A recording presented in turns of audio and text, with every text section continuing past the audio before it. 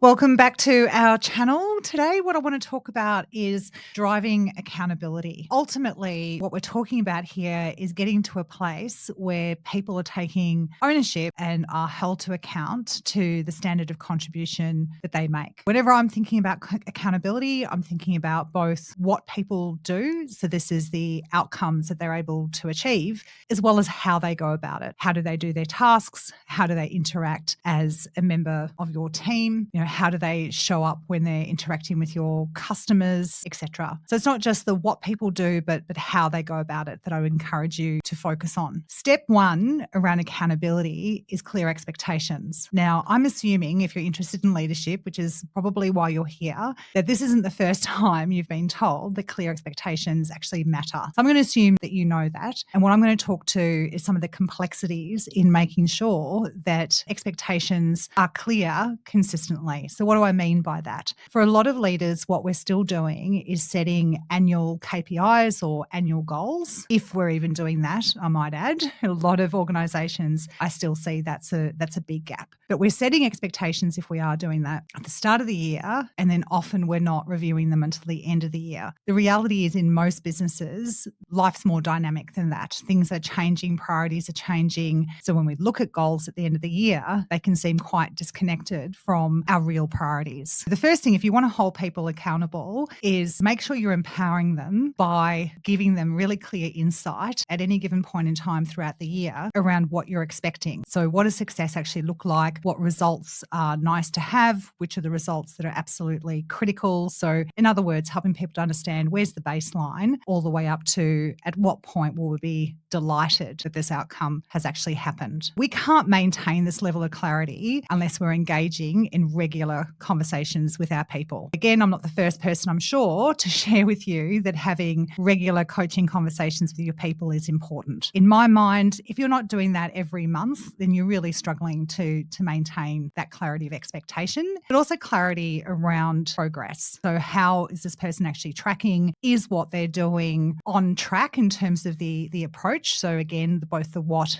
and the how. Unless we have that regular interaction, super difficult for people to really know where they are at relative to the expectations that you and the organisation currently hold of them. So as I've already said, empowerment is the partner to accountability, and part of empowering people is make sure that they understand what is expected, but then they also have the necessary resources and support around them to ultimately get their job done. Obviously, that could be having the capacity to do the job. Is this actually genuinely one person's workload or not? But the other resources might relate to support from other people. So there might be colleagues in other departments that need to be able to collaborate with. We as leaders can go some way towards helping our team members to be able to have those connections and those relationships that they need. Then our systems, our processes, etc., become part of the equation as well. To put all of that in a nutshell, basically what we want to do is set people up for success. People can't be successful if they don't just have the tools of the trade or the tools to do what they need to do. So get really clear, and then let's make sure that we are measuring, we're monitoring. Again, there can be different ways of doing that, whether it's through tracking KPIs and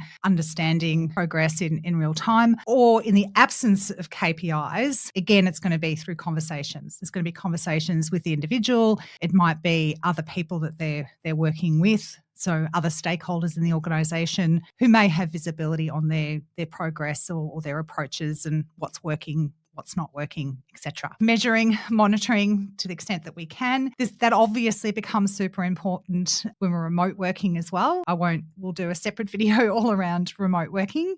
But to state the obvious, if we are still relying on being able to see somebody sitting at their desk and we're relying on them appearing to be focused and busy and productive, then we've got some big gaps in how we're actually ultimately making sure that we have oversight on the things that we need to. So if someone's not at their desk and they're working remotely, that becomes obviously next level challenging, but clearly very important. So then my next piece of advice is we've got clear expectations, we're engaging in regular interactions with our people about progress, etc. We're measuring, we're monitoring, we're adapting KPIs when we need to, and then we're engaging in necessary conversations. If you want to learn more about engaging in conversations that you find difficult or more challenging, then I'd encourage you to check out our online dojo where we have e-learning programs around that. And obviously you can also work through our channel where we have other pieces of advice. What I'll share with you today is the most important thing is that you actually choose to have the conversation. Often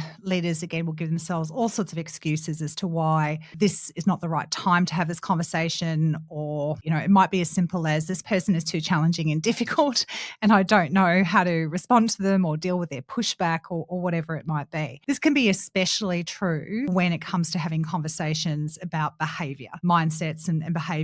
I find leaders can find particularly uncomfortable at times. We have lots of resources that can help you to learn how to have those conversations well. But my main piece of advice right now is choose to have them. Choose to be really clear on what is it that I ultimately want to gain from having this conversation. So what is the benefit of the conversation? What is the purpose of the conversation? You can't script every conversation, but at least go in having given it some thought as to those key messages. So again, let's make sure that we are engaging regularly, but also when things are not on track, let's make sure we have that conversation early and give the person every chance of getting back on track. And then ultimately it's around consequences. If we want people to behave in certain ways, then we need to demonstrate that those behaviours genuinely matter. When people aren't behaving in those ways, they don't get rewarded.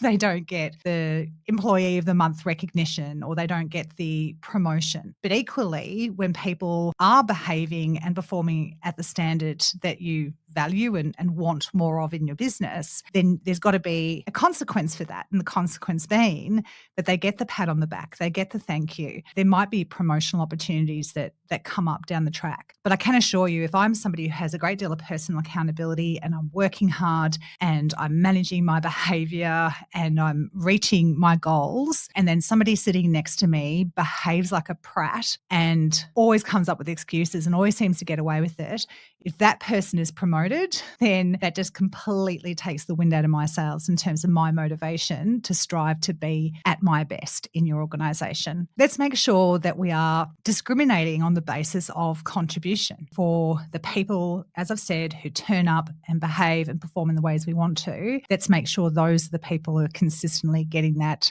recognition or that reward, whatever it might be. So to sum it up, if you want people to be accountable, some of the most important things you can do is to make sure that they are empowered, they actually have the ability to go and do their job, which, by the way, includes not micromanaging them. That's not going to drive personal accountability to hover around them. So you want to empower them to do their job. You want to make sure you're setting really clear expectations, that you're maintaining the clarity of those expectations because you're engaging in regular conversations with your people. We want to make sure that we're measuring, we're monitoring, we're actually able to track the standards of contributions. We're engaging in those necessary conversations, including when it's hard. And ultimately, we're giving the pat on the back, the thank you, the recognition to the people who have earned it. So those are my top tips on driving accountability in your team. Thanks for joining.